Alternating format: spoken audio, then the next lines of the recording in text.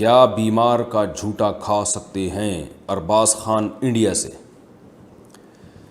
بھائی بیمار کا جھوٹا کھا سکتے ہیں، شرعی طور پر اس میں کوئی گناہ نہیں ہے، البتہ کھانا چاہیے یا نہیں کھانا چاہیے تو اس میں لوگوں کے حالات مختلف ہیں۔ بعض بیماریاں ایسی ہیں جو متعدی ہوتی ہیں۔ رسول اللہ صلی اللہ علیہ وسلم نے فرمایا لا عدویٰ ولا طیرہ، بیماریوں میں تعدی نہیں ہے، یعنی بیماریاں لگتی نہیں ہیں۔ اور دوسری حدیث میں آتا ہے فر من المجذوم فرارک من الاسد، جذام کی جس کو بیماری ہو اس سے ایسے بھاگو جیسے شیر کو دیکھ کے بھاگتے ہو۔ تو ایک حدیث سے میں پتہ چلتا ہے کہ بیماری نہیں لگتی، دوسری حدیث سے آپ نے بیمار سے احتیاط کا حکم دیا۔ تو علماء نے دونوں حدیثوں کو بیان کیا، جمع کیا کہ بیماری نہیں لگتی کا مطلب یہ نہیں کہ نہیں لگتی، بلکہ یہ کہ جو عرب یہ سمجھا کرتے تھے یا جاہلوں میں یہ مشہور ہے کہ بیمار کے ساتھ جب بھی بیٹھیں گے تو لازمی لگے گی، ایسا نہیں ہے، بلکہ یہ اللہ کے ارادے اور مشیت پر ہے۔ اور ہم دیکھتے بھی ہیں کہ جو بیماریاں پھیلتی ہیں ان میں بھی بہت سے لوگ جو بیمار کے ساتھ رہتے ہیں وہ بیمار نہیں ہوتے، اور بہت سے جو بہت دور ہوتے ہیں وہ بیمار ہو جاتے ہیں۔ تو اس میں اللہ کی مشیت کا زیادہ دخل ہے، تو اس میں اعتدال والی رائے اختیار کرنی چاہیے۔ بہت زیادہ وہمی بن جانا، یعنی حدیث کا حاصل میں بیان کر رہا ہوں کہ علماء نے دونوں حدیثوں کو جمع کر کے بیان کیا کہ بہت زیادہ وہمی بن جانا بھی ٹھیک نہیں ہے اور بالکل بے احتیاط ہو جانا بھی ٹھیک نہیں ہے۔ تو اور بیمار کو بھی تھوڑا سا اس میں احتیاط کرنی چاہیے، جیسے کہ رسول اللہ صلی اللہ علیہ وسلم نے ارشاد فرمایا کہ جس علاقے میں طاعون پھیل جائے وہاں مت جاؤ، تو آپ نے احتیاط کا حکم دیا، لیکن وہاں سے بھاگنے کی بھی اجازت نہیں دی آپ نے، جو پہلے سے وہاں موجود ہے وہ بھاگے نہیں وہاں سے۔ تو اعتدال والی راہ اور اللہ پہ توکل والی راہ یہی ہے کہ آپ اس میں اعتدال کی رائے اختیار کریں۔ اور بیمار کے جھوٹے سے اگر بیماری لگنے کا اندیشہ ہے تو جھوٹا پینے کی ضرورت کیا ہے؟ تو یعنی بیمار کے ساتھ ہمیں یہ جو طاعون والی حدیث ہے نا جس میں آتا ہے کہ اس علاقے میں بھی نہ جاؤ، تو لیکن وہاں ہو تو بھاگو بھی نہیں، تو بیمار کے جو اعزاء و اقارب ہیں جو اس کی تیمارداری کے لیے وہاں رہتے ہیں وہ تو رہیں، وہ بھاگے نہیں وہاں سے۔ بلا وجہ جا کے ایسے مریض سے آپ گلے مل رہے ہو اور اس کا جھوٹا پی رہے ہو، یہ نہیں کرنا چاہیے کیونکہ اس کی ضرورت نہیں ہے۔ تو اپنے آپ کو آزمائش میں ڈالیں بھی نہیں اور بیمار کو بھی آزمائش میں نہ ڈالیں کہ اس کو چھوڑ کے بھاگ جائیں کہ بھئی یہ کیسا نہ ہو اس کا کوئی جرثومہ مجھے آ کے لگ جائے۔ تو اعتدال کی راہ جو احادیث سے پتہ چلتی ہے وہ یہی ہے کہ جو اس کے قریبی رشتہ دار ہیں بیمار کے وہ اس کی تیمارداری کریں احتیاط کے ساتھ، اسے چھوڑ کے نہ بھاگیں، لیکن دور دور کے لوگ آ کے بلا وجہ اس کا جھوٹا پینے اور اس کو گلے لگنے کی بھی کوشش نہ کریں۔ اور یہ بھی خوب اچھی طرح سمجھ لیں جو لگنے والی بیماریاں ہیں، تو چونکہ تھوڑا بہت ہمارا بھی ڈاکٹروں کے ساتھ اٹھنا بیٹھنا ہے، تو جو لگنے والی بیماریاں ہیں نا ان میں ہر بیماری کے لگنے کا الگ ہی انداز ہوتا ہے۔ بعض بیماریاں بلڈ کے ذریعے لگتی ہیں، اس میں آپ مریض کا جتنا مرضی جھوٹا پئیں آپ کو کوئی نقصان نہیں ہوگا۔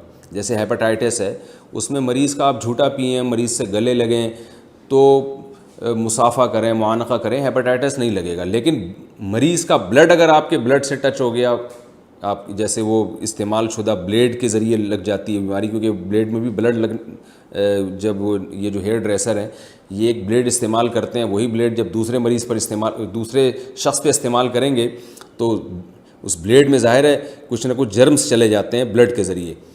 تو بعض بیماریاں بلڈ کے ذریعے لگتی ہیں، وہ تھوک کے ذریعے نہیں لگتی، بعض بیماریاں تھوک کے ذریعے لگتی ہیں۔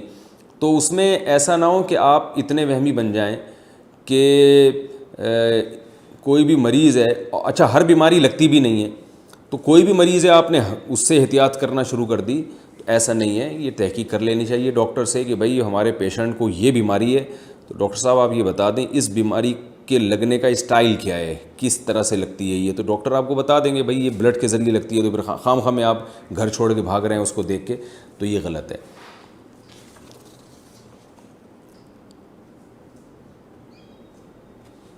عالم بننے کے لیے کتنا علم ضروری ہے؟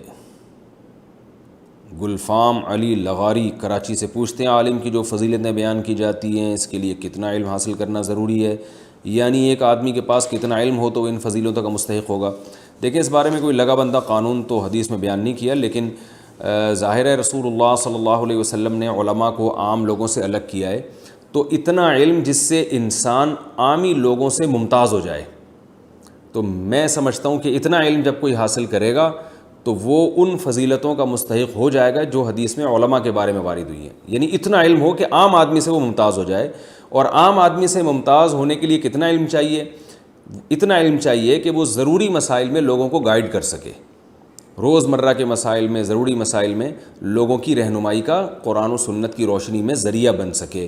تو اتنا علم اگر کوئی شخص حاصل کر لیتا ہے تو ہم سمجھتے ہیں کہ انشاءاللہ وہ علماء کی فہرست میں داخل ہو جائے گا۔ لیکن یہ خوب اچھی طرح سمجھ لیں، قرآن مجید میں صرف ظاہری علم کی فضیلت نہیں ہے، انما یخشی اللہ من عبادہ العلماء، قرآن کہتے ہیں اللہ سے حقیقی معنی میں علماء ڈرتے ہیں۔ تو اس لیے ہم نے علماء ہی سے سنا ہے کہ جو عالم باعمل نہ ہو وہ علم کے باوجود بھی علماء کی فہرست میں داخل نہیں ہوتا، تو باعمل ہونا بھی ضروری ہے۔ نائی کا پیشہ اختیار کرنے کا حکم۔ محمد حسنین بہاولپور سے پوچھتے ہیں، میں نے نائی کا کام یعنی ہیئر ڈریسنگ کا کام سیکھا ہوا ہے، کیا میں یہ کام کر سکتا ہوں؟ اس میں کوئی گناہ تو نہیں ہے؟ بھائی کسی کے بال کاٹنا تو بالکل بھی گناہ نہیں ہے بلکہ ثواب ہے، لیکن یہ کہ اس میں ناجائز کام نہ کریں، آپ داڑھی نہ کاٹیں کسی کی۔ اس طرح بالوں کے جو عجیب عجیب قسم کے فیشن آ رہے ہیں، کہیں سے سر منڈا ہوا ہے، کہیں سے بال ہیں، کہیں سے بہت چھوٹے بال کر دیے، کہیں سے بہت لمبے بال کر دیے، تو یہ چیزیں حدیث میں اس کی ممانعت آئی ہے۔ آپ صلی اللہ علیہ وسلم نے کہیں سے بال مونڈنا اور کہیں سے پورے باقی رکھنا اس کو حرام اور ناجائز قرار دیا ہے۔ اسی پر علماء نے قیاس کیا ہے کہ اگر بلیڈ سے صاف نہ بھی کیا جائے لیکن بہت چھوٹے بال کہیں سے بہت چھوٹے اور کہیں سے بہت بڑے، تو یہ بھی اسی کے مشابہ ہے، یہ بھی ناجائز ہے۔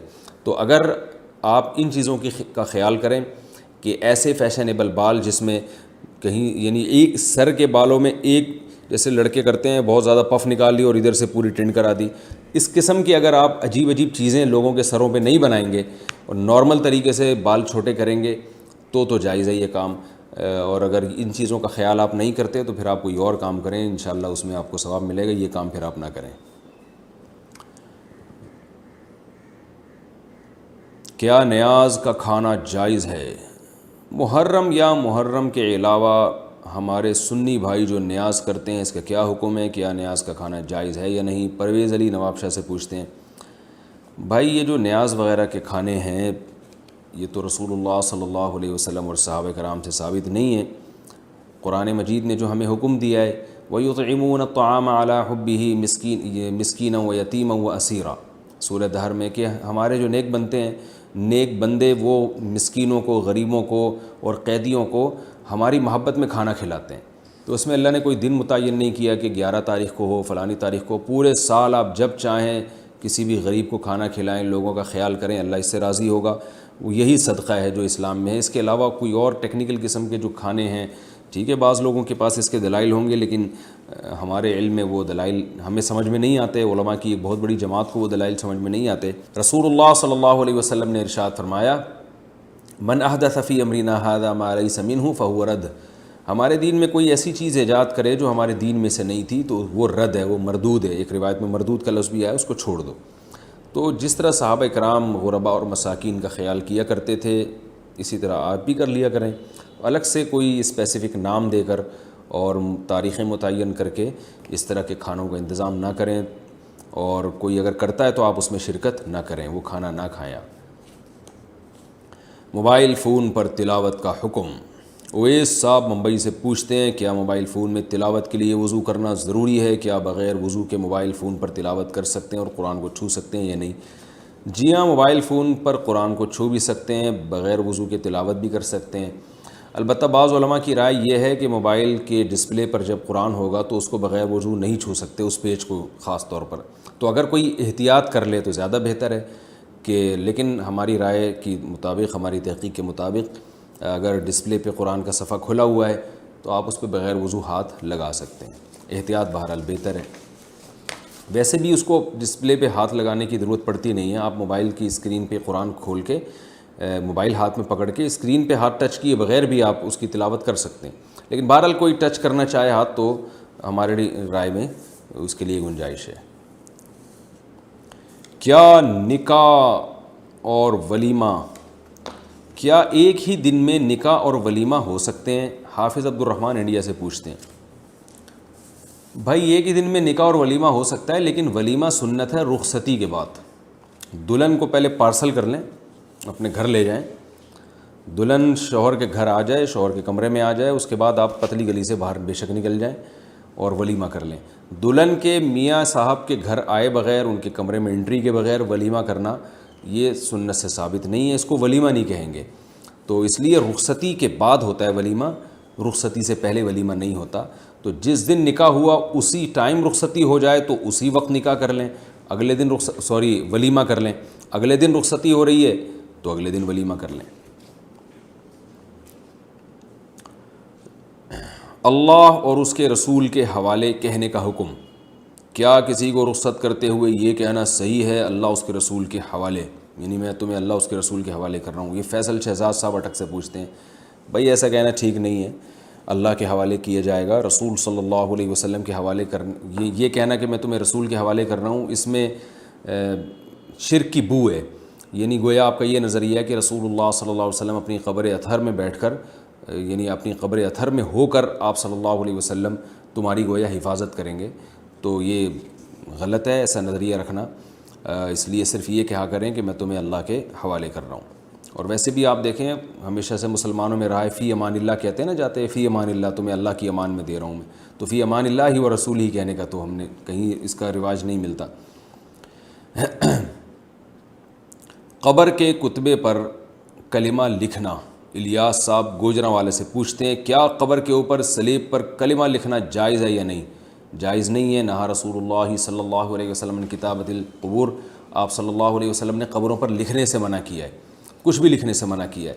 اور حضرت عثمان بن مظعون رضی اللہ عنہ والی روایت سے ہمیں پتہ چلتا ہے کہ نام لکھنے کی گنجائش ہے، وہ بھی افضل نہیں ہے لیکن گنجائش ہے، اگر کوئی صرف میت کا نام لکھنا چاہے، نہ لکھے تو وہ بھی بہتر ہے۔ تو کلمہ لکھنا تو اس لیے بھی ناجائز ہے کہ کچھ نام کے علاوہ یعنی نشانی کے علاوہ کچھ لکھنا تو نبی نے صراحتاً منع کیا، اور کلمہ اس لیے بھی کہ اس کی بے ادبی ہوتی ہے۔ قبرستان میں آپ نے دیکھا ہوگا کتے بھی گزر رہے ہیں اور لوگ بھی بعض دفعہ قبریں پھلانگ کے جا رہے ہیں، تو یقیناً اس میں کلمے کی بے حرمتی بھی ہے، اس لیے بھی جائز نہیں ہے۔ گانے بجانے والی شادی میں کھانا کھانا، علی شاہ کراچی سے پوچھتے ہیں جس شادی بیاہ میں گانے چلائے جاتے ہوں کیا وہاں کھانا کھانا جائز ہے؟ جبکہ آج کل ہر شادی بیاہ کا یہی حال ہے۔ ایسی مجلس جو گناہ کی محفل ہو اس میں بیٹھنا جائز نہیں ہے۔ اگر آپ بارات شادی میں گئے، بارات کا تو کھانا ویسے بھی ٹھیک نہیں ہے، اگر آپ کہیں ولیمے میں گئے اور گانے بجانے چل رہے ہیں اسی محفل میں تو آپ کو چاہیے پتلی گلی سے آپ نکل لیں، کھانا اپنے پیسوں سے کھا لیں۔ بارات کے کھانے کا حکم، میں نے سنا ہے کہ لڑکی کی شادی میں کھانا کھانا اور کھانا کھلانا دونوں حرام ہیں، کیا یہ بات درست ہے؟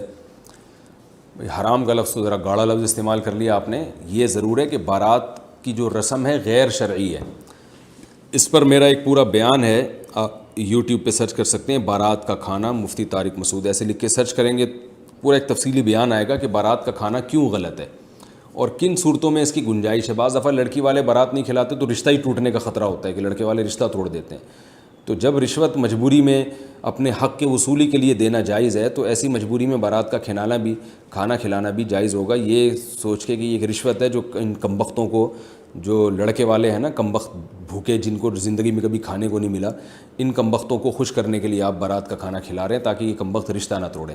لیکن یاد رکھو بارات کا کھانا یہ غیر شرعی رسم ہے۔ اسلام نے ہمیں بتا دیا ہے کہ نکاح کے موقع پر خرچہ صرف اور صرف مرد کا ہوگا، کہیں بھی عورت کا خرچہ نہیں ہوگا کسی بھی عنوان سے۔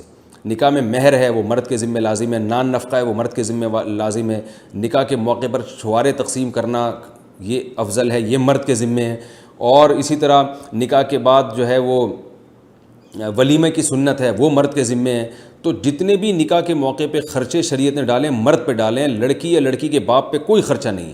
آج بھی آپ دیکھ لیں عرب کے تیل کے کنویں ہوتے ہیں، بڑے بڑے کروڑ پتی ہوتے ہیں، مگر بیٹی کی شادی پہ ایک چائے کی پیالی کا بھی خرچہ نہیں ہوتا۔ تو یہ ہمارے معاشرے میں جو ہندو لوگ ہیں ان سے ہمارے معاشرے میں آئی ہے بات، ہندو بھی بیان سنتے ہیں تو بھائی آپ کو معذرت، ایسی باتیں میں کر رہا ہوں، لیکن بہرحال کیونکہ ہندوؤں کا ایک کلچر رہا ہے تو ہم بہت عرصہ ہندوؤں کے ساتھ رہے ہیں تو کچھ چیزیں ہمارے اندر ہندوؤں میں آئیں، ہندوؤں سے ٹرانسفر ہوئی ہیں مسلمانوں میں، تو یہ بارات کا کھانا اور یہ جہیز وہیز بھی وہیں سے آیا ہے، ورنہ اسلام میں نہ جہیز ہے نہ بارات ہے، اور ہمیں صحابہ اور آج بھی عرب میں بھی نہیں ملتا جہیز ہمیں اور نہ بارات ملتی ہے۔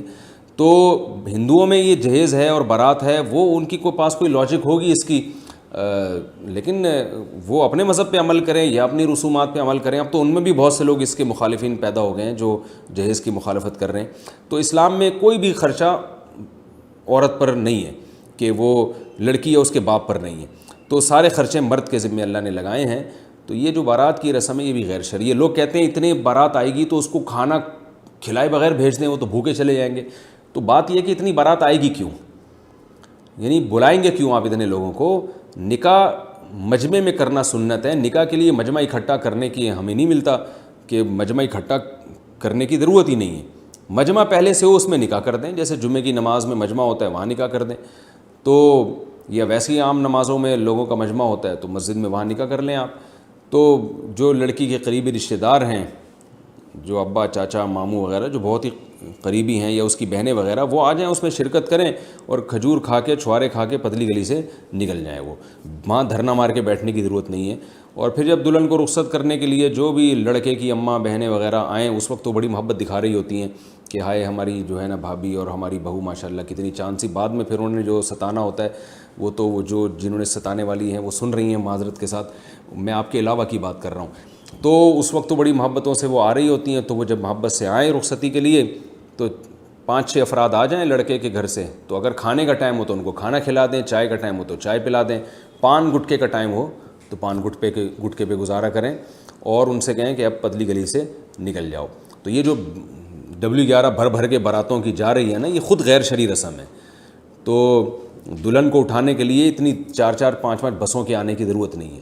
ہاں پھر جتنے بھی لڑکی والے ہیں وہ کہہ دیں کہ بھئی اپنے تمام رشتہ داروں کو کہ بھئی آج تو کھانا نہیں ہے, ہم تو 4-5 گھر افراد جا رہے ہیں دلہن کو اٹھانے کے لیے, سوری یعنی اٹھانے کا مطلب یہ ہے کہ دلہن کو جو ہے لانے کے لیے, تو کھانا جو ہے وہ کل دولہا کے گھر پر ہوگا انشاءاللہ. یعنی لڑکی والے پوچھتے ہیں نا کہ کھانا کہاں گیا, وہ بارات کہاں ہے, تو آپ کہیں کہ وہ سب کل پہنچ جائیں وہاں ڈائریکٹ دولہا کے گھر, کیونکہ اس کو اللہ نے ایک نعمت دی ہے, دلہن یہاں سے وہاں جا رہی ہے, ان کے گھر میں ایک فرد کا اضافہ ہو رہا ہے. تو اسلام میں تو گھر میں فرد کا اضافہ ہو اس کو پسندیدہ سمجھا گیا ہے. تو اس خوشی میں کل ہمارا جو داماد ہے یا جو دولہا بھائی ہیں وہ انشاءاللہ سب کو کھانا کھلائیں گے. تو جو بھی پوچھے نا کہ کھانا کھائیں تو بولے کل پہنچ جاؤ, ان کو ایڈریس دے دیں اور پورا گوگل میپ پہ ان کو ایڈریس سمجھا دیں اچھی طریقے سے. تو یہ شریعت کے مزاج کے مطابق ہے. یہ جو باراتوں کے کھانے ہم نے لیے ہیں غیر مسلموں سے, اور اس کی وجہ سے لڑکی والوں کو بے پناہ نقصان ہو رہا ہے, تو خدا را اس رسم کو ختم کرنے کی کوشش کریں. میرے سامنے ایسے کئی واقعات ہیں. بوڑھا باپ آیا کہ میری 6 بیٹیاں ہیں اور جہیز تو کہہ رہے میں نے کر لیا, ایک بیٹی پہ میں اگر بارات کھلاتا ہوں, اچھا میں نے خود یعنی میں اس بزرگ کو جانتا تھا, تو انہوں نے کہا کہ میں نے گھر پہ فور سیل کا نوٹس لگا دیا ہے, یعنی گھر بیچنے پر آ گیا ہے وہ. تو کیا ضلالت ہے, کیا گمراہی ہے یہ کہ لوگ اپنی پراپرٹیاں بیچ بیچ کے بیٹیوں کی شادیاں کر رہے ہیں. ہم نبی صلی اللہ علیہ وسلم کی سیرت دیکھتے ہیں تو ایک دھیلا بھی خرچ نہیں ہوتا تھا. یہ جو حضرت فاطمہ کا جہیز تھا یہ حضرت علی سے پیسے لیے گئے تھے, اور کچھ چیزیں آپ صلی اللہ علیہ وسلم نے ان کو بنا کے دے دیں. اور اگر کسی کا داماد مسکین ہو, غریب ہو, حضرت علی رضی اللہ تعالیٰ عنہ کے پاس تو پیسے ہی نہیں تھے, تو اگر بالفرض نبی صلی اللہ علیہ وسلم نے, ہم یہ فرض کر لیتے ہیں کہ اپنی بیٹی کو جہیز دیا ہے, تو آپ کا داماد اگر اتنا مسکین ہے کہ وہ گھر میں ایک برتن بھی نہیں خرید سکتا, تو ٹھیک ہے آپ پھر ایسے داماد کے ساتھ تعاون کریں. آج تو ایسے غریب کو بیٹی دی نہیں جاتی ہے. میں یہ کہہ رہا ہوں کہ اگر کوئی داماد بہت غریب ہے نا, تو پھر آپ داماد کے ساتھ تعاون کی نیت سے بچی کو جہیز دے دیں آپ. لیکن غریب ہے تو پھر اس کو بیٹی کون دے گا, جہیز تو بات کی چیز ہے. تو پیسے والا داماد ہے اور وہ خرید سکتا ہے ساری چیزیں, تو پھر آپ بولیں کہ بھائی تم خریدو یہ سب جہیز اور یہ سارے کھانے پلانے کا انتظام تم کرو. ہم دیکھتے ہیں نبی صلی اللہ علیہ وسلم نے اپنی 4 بیٹیوں کی شادی کی ہے, 3 میں تو کہیں بھی نہیں ہے جہیز کا. حضرت فاطمہ رضی اللہ تعالیٰ عنہ کے ساتھ جو تعاون تھا, تو بہت سے علماء کہتے ہیں وہ حضرت علی ہی سے ایڈوانس میں پیسے لیے گئے تھے, اور اگر نبی نے خود دیا تھا تو وہ حضرت علی کی غربت اور مسکنت کی وجہ سے کہ بیٹی جا رہی ہے حضرت علی رضی اللہ تعالیٰ عنہ کے گھر میں, اور حضرت علی کے پاس برتن بھی نہیں تھے, غربت تھی, قربانی تھی, ہجرت کر کے آئے تھے. تو ایسا اگر نیک شریف داماد کسی کو مل رہا ہو, اتنا ہجرت کرنے والا اور قربانی دینے والا, جس کی وجہ سے اس کے پاس پیسے نہ ہوں, تو پھر اگر آپ اپنی بیٹی کے ساتھ تعاون کریں تو بڑی اچھی بات ہے. لیکن میں نے وہی بتایا کہ ایسے لوگوں کو آج کل رشتہ دیتا کون ہے.